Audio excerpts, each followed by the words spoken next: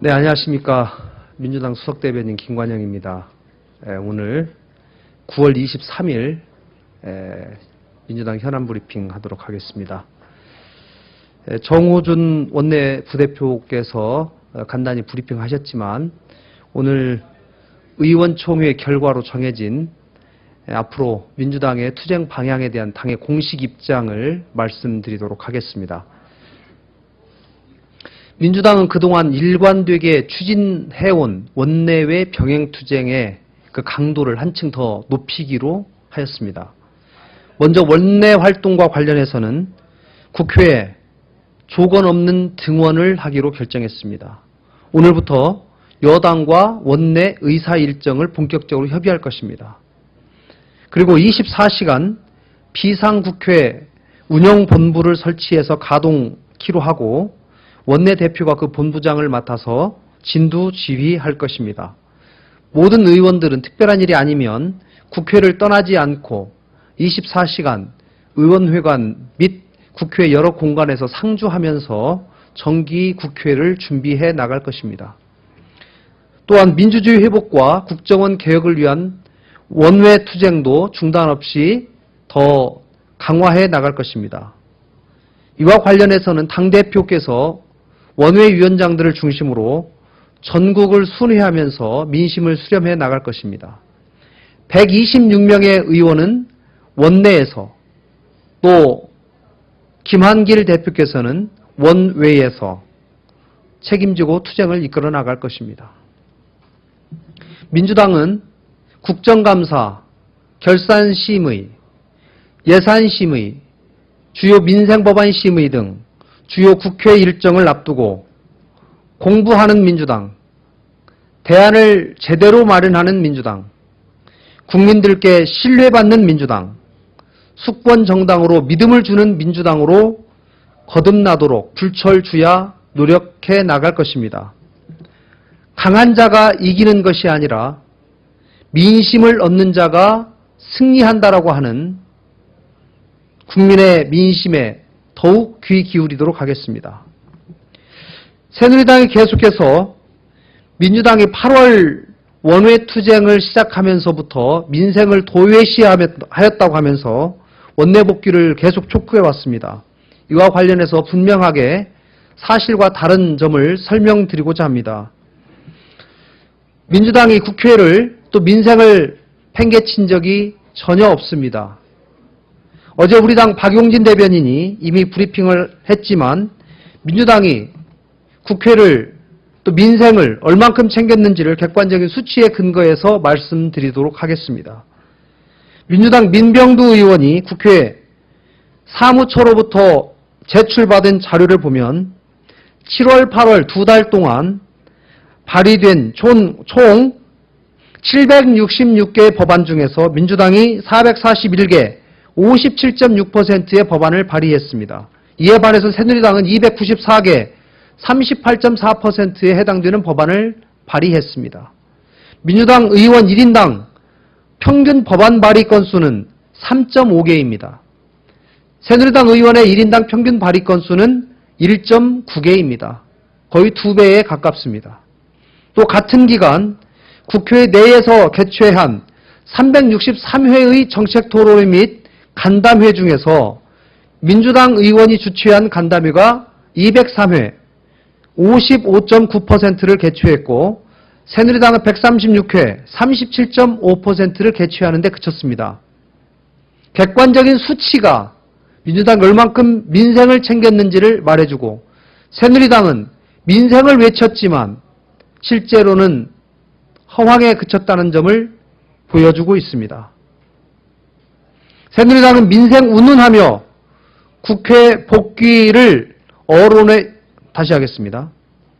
새누리당은 민생 운운하면서 민주당이 국회에 복귀해야 된다면서 언론을 호도하고 있습니다. 그에 앞서 자신들의 활동 상황을 먼저 점검해 보시기를 부탁드립니다.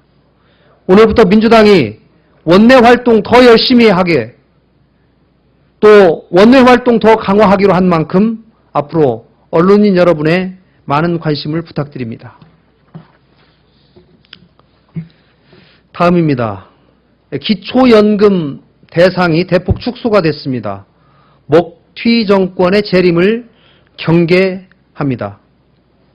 대선 공약 중 핵심 공약이었던 기초노령연금에 대한 대상이 대폭 축소되었다는 정부 안 발표를 앞두고 대국민 설득이나 사과 한마디 없이 그냥 지나치려는 박 대통령의 처사는 안하무 국민의 자세입니다. 국민 위에 군림하고자 하는 시대착오적 대통령의 속내를 그대로 보여주고 있습니다. 대선 공약 후퇴에 대한 국민적 반발을 무마시키려고 하는 진영 복지부 장관의 논개쇼는 이제 그만둬야 합니다. 이것은 정글의 코끼리가 나무 기둥에 몸을 가려 몸을 숨기려는 격입니다. 전국의 65세 이상 536만 어르신들은 물론이고 모든 국민을 우롱하는 처사입니다. 국민은 진장관이 아닌 당시 대선 후보였던 박근혜 대통령의 공약을 믿고 투표를 했던 것입니다. 이 사안이야말로 박 대통령이 국민 앞에 직접 나서서 직접 설명하고 설득하거나 사과를 해야 할 일입니다. 또 책임질 일이 있으면 다른 사람에게 떠넘기지 말고 직접 책임지는 모습을 보이셔야 합니다. 이것이 우리나라 경제 발전에 애쓰신 어르신들에 대한 기본 예의라고 말씀하신 박 대통령의 말이 허언이 아님을 증명하는 유일한 길입니다. 재원 마련에 대한 깊은 사고도 대안도 없이 감언이설로 허황된 공약으로 어르신들의 표를 구걸할 때가 언제입니까? 이제 와서 주무장관의 사퇴로 공약 파기 책임을 회피하려는 박 대통령의 태도는 비판받아 마땅합니다. 말로만 원칙과 신뢰를 표방하면서 불통과 거만을 스스로 고백한 것에 다름 아닙니다. 국민과 민주당은 당선되면 그만이다, 정권 잡으면 그만이다 라는 식의 또 한 번의 먹튀 정권 재림을 결코 좌시하지 않을 것입니다. 다음은 최근 논란되고 있는 최 총장 사건에 대해서 말씀드리도록 하겠습니다. 어제 새누리당 윤상현 원내수석 부대표가 최동욱 검찰총장 혼외 아들 의혹과 관련해 내연녀로 지목되어서 의혹받고 있는 임모 씨 모자의 혈액형을 적법 절차에 따라 수집했다고 밝혔습니다. 그러면서 어떤 방법으로 알게 되었는지를 묻는 기자들에게 일부에서 이야기하는 사전 기획한 것, 비정상적으로 얻은 것이 아니다. 청와대가 정상적인 방법으로 권한하에 알게 되었다. 여권에 보면 혈액형이 나와 있는 경우가 있다. 라고 말했습니다. 국민을 대표하는 책임있는 여당의 원내수석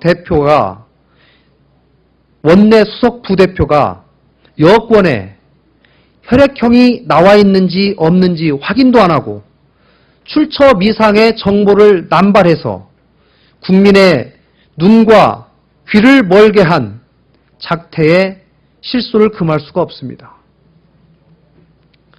청와대 민정수석실이 민간인 개인정보 절취라는 불법 행위를 저질렀음에도 이를 적법한 정보 취득 방법이라고 하면서 청와대 나팔수를 자처하는 새누리당 윤수석의 태도, 여당 또한 청와대와 밀접하게 연루되지 않고서는 도저히 할 수 없는 발언이라고 하겠습니다.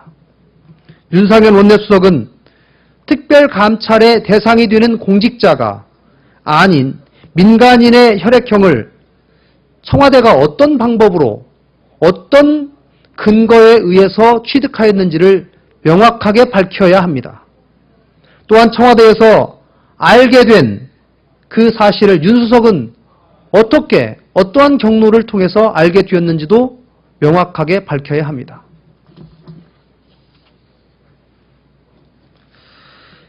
마지막으로 계속 늦어지고 있는 공공기관장 인선에 관해서 한 말씀 올리도록 하겠습니다.